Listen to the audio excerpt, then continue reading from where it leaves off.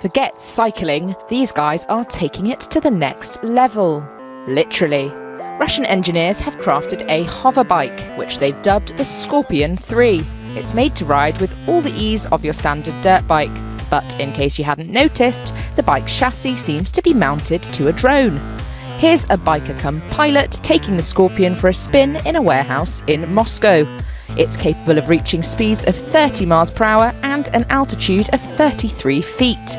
The machine can stay airborne for half an hour on one charge.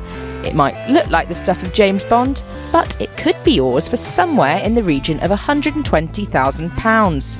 And there are even plans for it to be used for everyday purposes. If perhaps you fancy a new way to commute.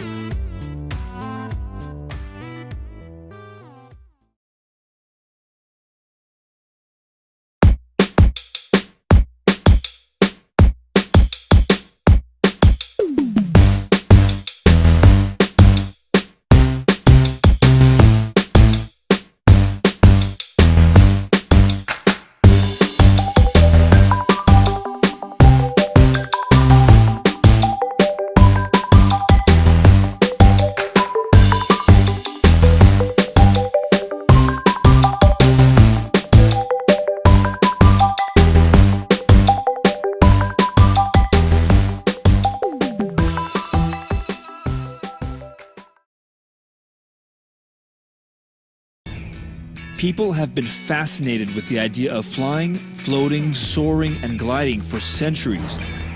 Today, technology has caught up with science fiction, and the concept of hovering and hovercraft is finally here. I visited a super-secret garage in Los Angeles to meet Tim DeRoche of Aerofex, the company that created this, a vehicle they call the Aero X. Just don't call it a hover bike. The Aero X is a surface effect vehicle. A lot of people call it a hover bike. Technically, it's not a hover bike. A hovercraft is something that operates only in 2 dimensions on the ground, and the Aero X is a vehicle that gets up to 15 feet off the ground and operates in 3 dimensions. So it has pitch and it has yaw. The Aero X is the brainchild of Tim's cousin, Mark DeRoche, an aerospace engineer. Wow. There it is. Seeing the prototype up close was pretty cool. I feel like I've stepped into a dream in the future. This vehicle design is actually not entirely new. It was a design that came out of the military decades ago.